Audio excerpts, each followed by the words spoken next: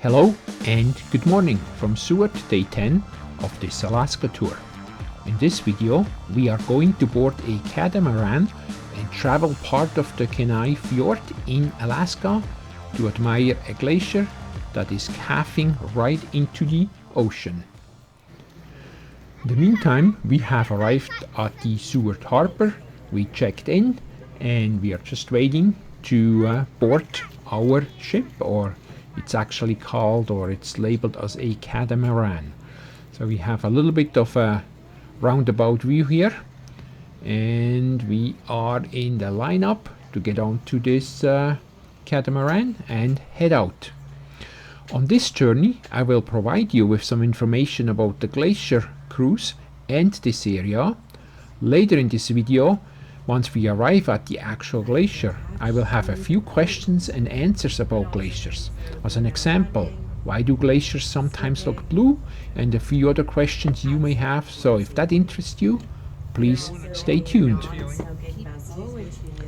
In the meantime, we made it on board and we are slowly easing out of the harbor here. The water looks very calm. There is no rain yet, but that's gonna change here shortly. On the way out as well, you see there's another catamaran up front, but before that we managed to capture a few bald eagles coming up here. You see one here coming just right into view.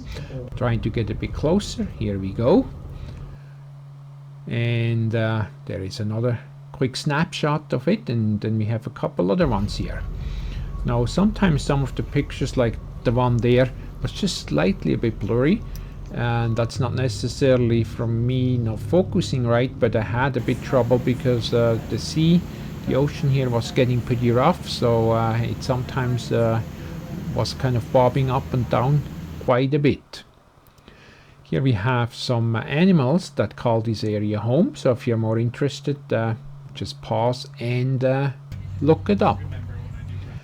Now as we travel on this glacier tour, which will, by the way, take us around 6 hours for this round trip, keep your eyes peeled for wildlife such as humpback whales, orcas, puffins, sea otters, sea lions, and more as we cruise through the pristine waters of Resurrection Bay.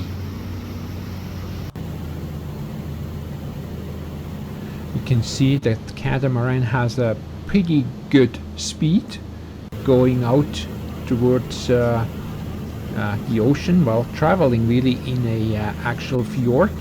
In the meantime, the rain has arrived as well, and you see it a little bit here on the coastline. The ocean is getting a little bit more wavy as well.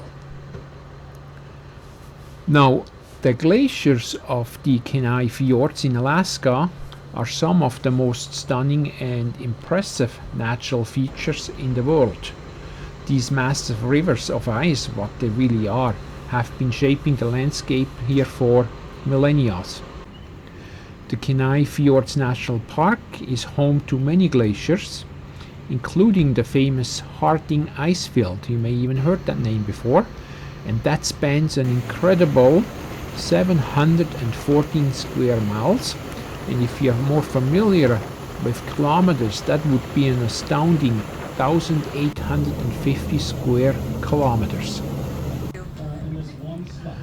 Now here we are still on the way out. I was still all smiles, but after about 4 hours, I have to admit, this constant motion got to me and I started to turn a little bit green in the face, but that again is a future KassDays problem, and thankfully it just started to affect me a bit on the way back, so after about 4 or 5 hours.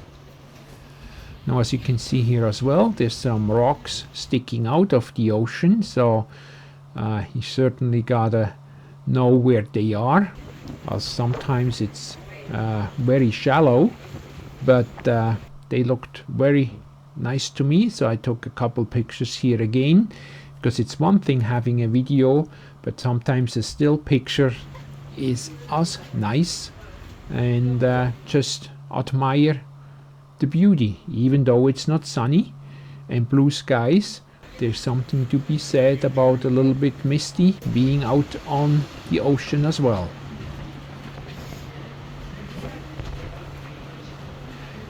Now, as I was talking about the glaciers before and the Harding Icefield, a fact is a lot of these glaciers in the area actually do originate from the Harding Icefields, and these glaciers are also constantly in motion, just like we are right now.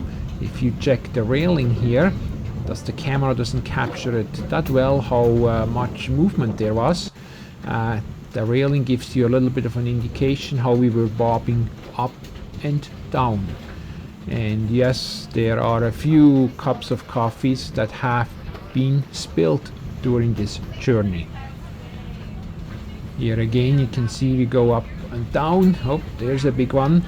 But anyways, as I was saying, the glaciers, or a glacier, is a constant in motion. It's like a river really flowing and then eventually calving into the surrounding fjords up here, and that can make a thunderous roar and echoes throughout these valleys. As the move of these glaciers carve out deep valleys and fjords, they leave behind, well, first of all, stunning icebergs, or sometimes just little ice floats in these frigid waters. But they also carve out the rocks and create some of these very fjords we are currently traveling in, and that has been carved out, some of it, by these glaciers.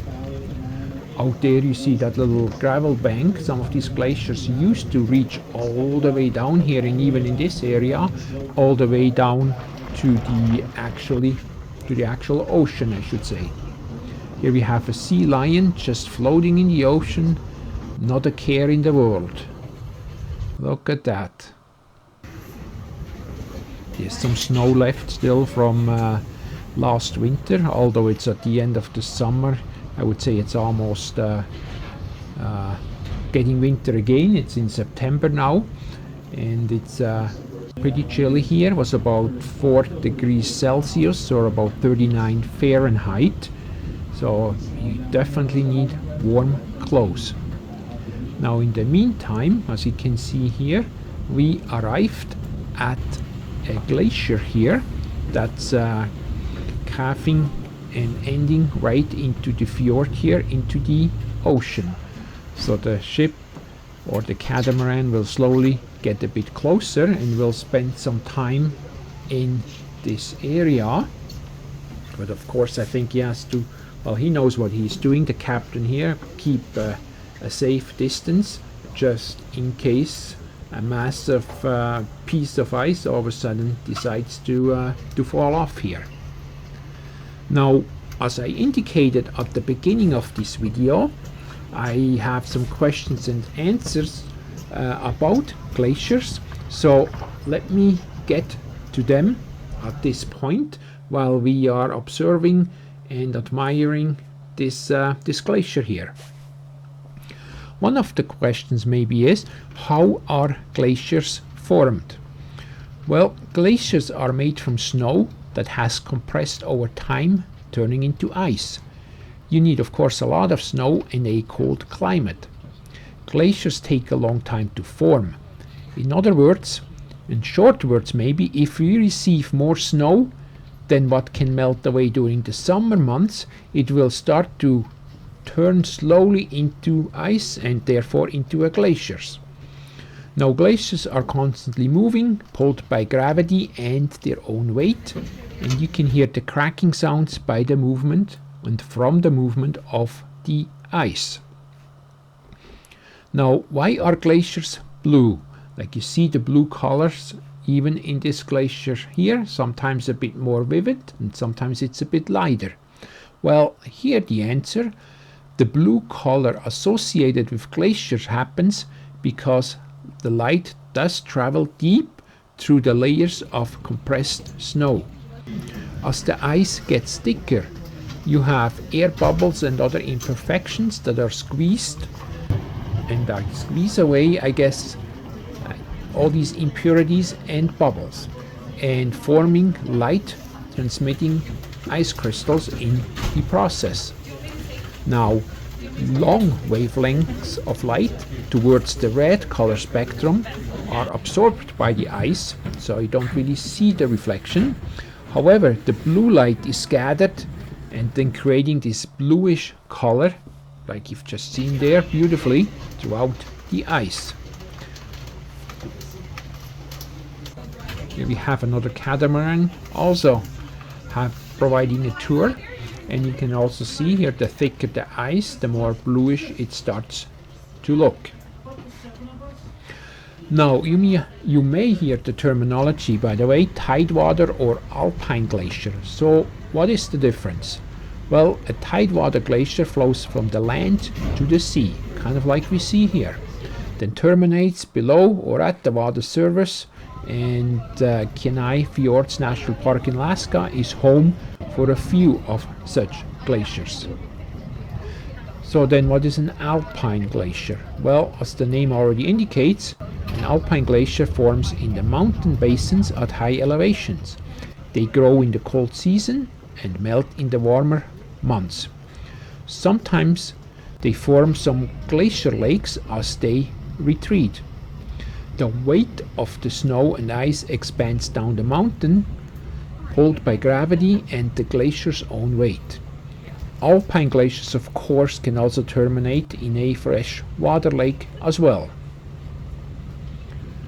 Look at all these sea lions here, laying around on these ice floats, not a care in the world, just like you would be sitting on a lawn chair by the beach down in the Caribbean. Cold doesn't affect them at all.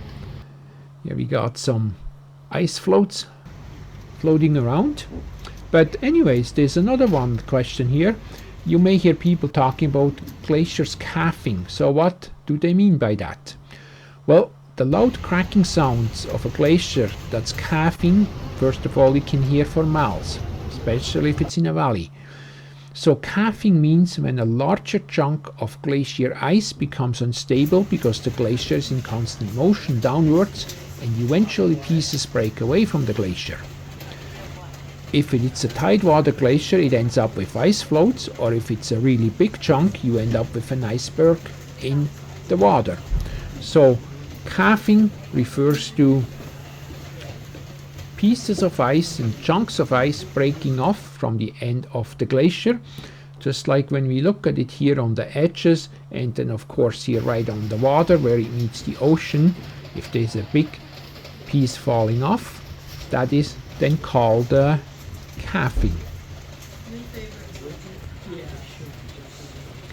We are still going to be hanging around here for a little bit longer and admire, but it's soon time to leave, so we'll take a few more pictures and then we're going to stop. I think the captain's going to stop the engine one more time. So far we haven't seen a piece of ice really falling off, so it's kind of hit and miss if you're out here, but actually I think we hear some cracking and some noise, so let's keep our eyes open here. Is there something gonna fall off somewhere?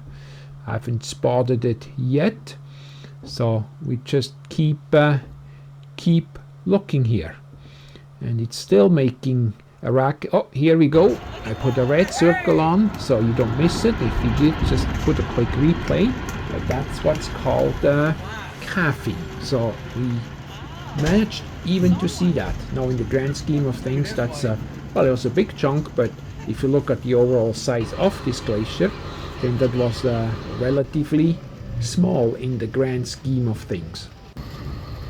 Now unfortunately it's slowly time to start heading back to the Seward harbor again. So hopefully some of the questions and answers I had and provided you with gives you some extra or new knowledge about glaciers. If you enjoyed this video, please don't forget to like, share and comment. I will have another video, a new video next week. Not certain yet what topic that will be, as Travel to Alaska episodes are released every other week. So please check back in again with me next week. In the meantime, be well, stay healthy, and you will see me again next week. Thanks for watching.